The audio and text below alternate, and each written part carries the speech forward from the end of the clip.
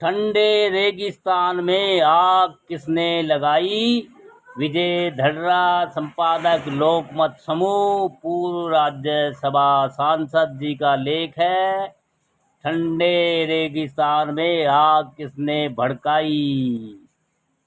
ऐसा माना जाता है कि फिल्म 3 इडियट के मुख्य किरदार फुनसुक वांगडू की जो भूमिका आमिर खान ने निभाई थी वह लेह लद्दाख के पर्यावरण और सामाजिक कार्यकर्ता सोनम वांगचुक की जिंदगी पर आधारित थी।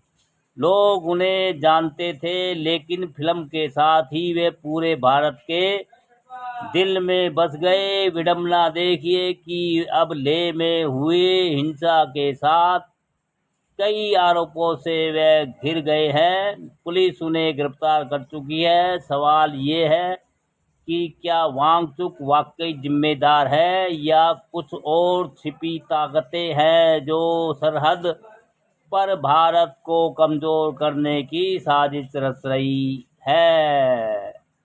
लेह में हुई हिंसा में अब तक 4 लोगों की मौत हुई है और बहुत सारे लोग घायल हुए हैं।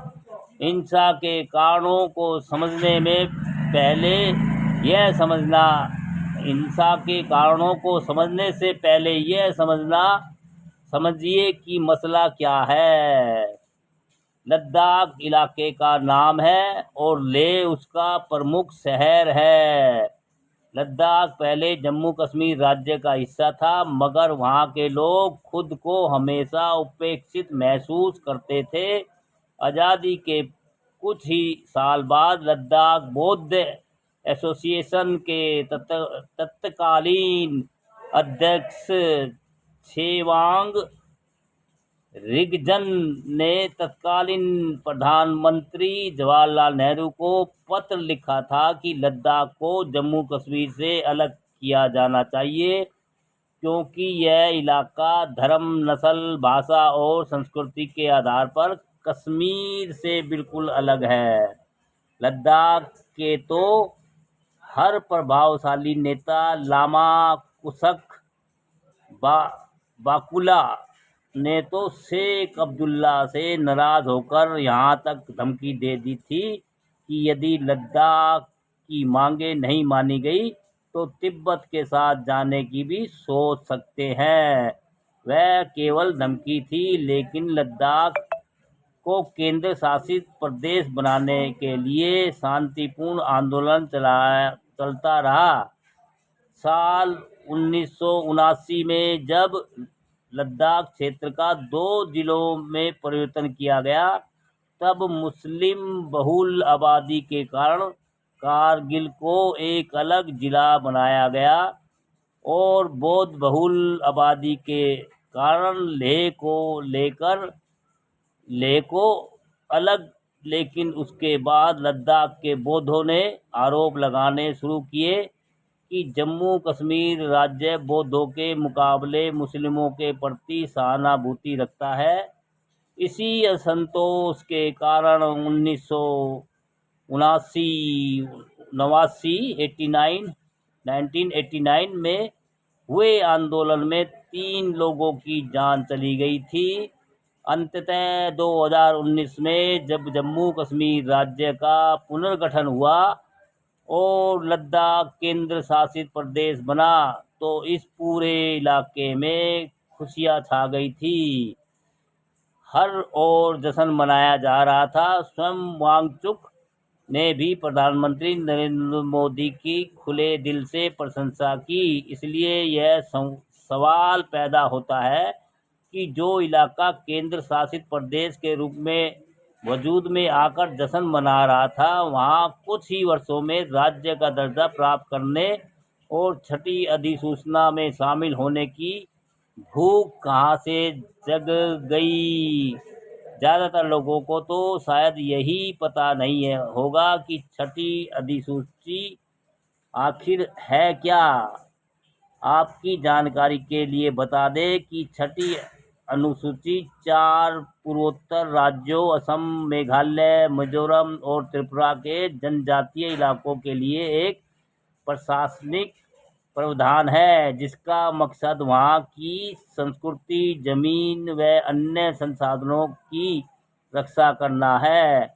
निश्चित ही लेह की संस्कृति की रक्षा होनी चाहिए। संसाधनों पर मूल अधिकार वहीं के लोगों का होना चाहिए, मगर इसके लिए हिंसा तो सर्वदा अनुचित है। लद्दाख के लोग बहुत भोले हैं।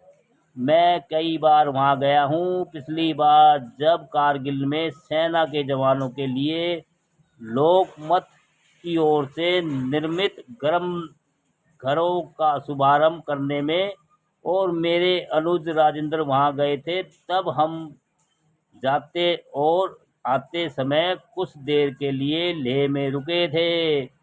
रास्ते में रुक कर वहाँ के लोगों से बातचीत भी की थी। दिसंबर जनवरी में तो तापमान 0 से 10 डिग्री से भी ज़्यादा नीचे गिर जाता है। ठंडा रेगिस्तान कहे जाने वाले इस इलाके में जीवन बहुत कठिन है।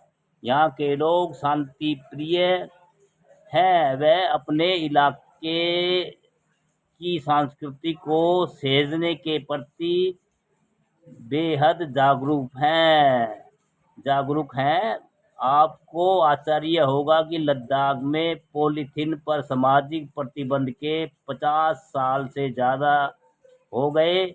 ऐसे इलाके के लोग अगर हिंसा पर उतारू हो जाए तो आश्चर्य होना स्वाभाविक है। सामान्य तौर पर लोगों का कहना है कि पर्यावरण कार्यकर्ता सोनम वांगचुक 10 सितंबर को 35 दिन के लिए भूख हड़ताल पर बैठे थे। उनके समर्थन में लेह अपेक्स बॉडी LAB की युवा शाखा ने लेह बंद का आह्वान किया। सब कुछ ठीक ठाक था। लेह का पूरा बाजार बंद था, लेकिन इसी दौरान कुछ लोगों ने भाजपा कार्यालय पर पत्थर फेंके, परिसर की एक इमारत को आग लगा दी और कुछ वाहन भी फूंक दिए। उसके बाद पुलिस और अर्धसैनिक बलों ने उपद्रवियों को काबू में करने की कोशिश की। गोलियां चली, आंसू गैस के गोले छोड़े गए और काफी लोग घायल हुए। इस स्थिति से आहत सोनम वांगचुक ने अपनी हड़ताल खत्म कर दी। उन्होंने बस इतना कहा कि युवा हताश हैं, लेकिन हिंसा नहीं करनी चाहिए। पुलिस ने हिंसा को लेकर लेह के कांग्रेस पार्षद फुंटसोग स्टेनजिंग तसेपाग के खिलाफ भी मामला दर्ज किया। सोनम वांगचुक की संस्था पर भी नकेल कसी जा रही है। उनकी संस्था विदेशों से धनराशि नहीं ले पाएगी, मगर एक सवाल अनुत्तरित है कि सोनम वांगचुक या कोई भी ऐसी हिंसा को बढ़ावा क्यों देगा। जब लद्दाख के प्रतिनिधियों के साथ केंद्र सरकार की लगातार बातचीत हो रही है, 6 अक्टूबर को फिर एक वार्ता निर्धारित है जिसमें LAB और कारगिल डेमोक्रेटिक अलायंस भी शामिल होने वाली है। हिंसा से तो लद्दाख को अलग राज्य का दर्जा दिए जाने की मांग कमजोर ही होगी। सीधा सा अर्थ है कि किसी ने युवाओं को गुमराह करने की कोशिश की है। वो कौन है? क्या वो अपने भीतर से है या कोई बाहरी शक्ति तो इसमें शामिल नहीं है? जवाब तलाशना बहुत जरूरी है, क्योंकि लद्दाख चीन की सरहद के पास है और वहाँ कोई भी आंतरिक कमजोरी हमारे लिए उतनी ही घातक हो सकती है जितनी कि कश्मीर घाटी में साबित हो रही है। मेरा मानना है कि हमें लद्दाख के लोगों की भावनाओं को सम्मान देना होगा। और यह भी समझना पड़ेगा कि सोनम वांगचुक कोई राष्ट्र विरोधी व्यक्ति नहीं है। वे लद्दाख को उसके मूल स्वरूप में जिंदा रखना चाहते हैं। हमें यह भी समझना होगा कि दुनिया की बहुत सी ताकतें भारत के खिलाफ खड़ी है, क्योंकि भारत की बड़ी आर्थिक ताकत उन्हें सुहा नहीं रही है। हम गलती से भी ऐसा कुछ न करें कि उन ताकतों के हाथ में हमारे हथियार आ जाएं। दोस्तों, विजय धड़रा, संपादक, लोकमत समूह, पूर्व राज्यसभा सांसद जी का लेख है। ठंडे रेगिस्तान में आग किसने भड़काई। दोस्तों, हमारी वीडियो और जानकारी अगर आपको अच्छी लगती है तो लाइक, कमेंट, शेयर भी करते रहिए। दोस्तों, हौसला बढ़ाते रहिए।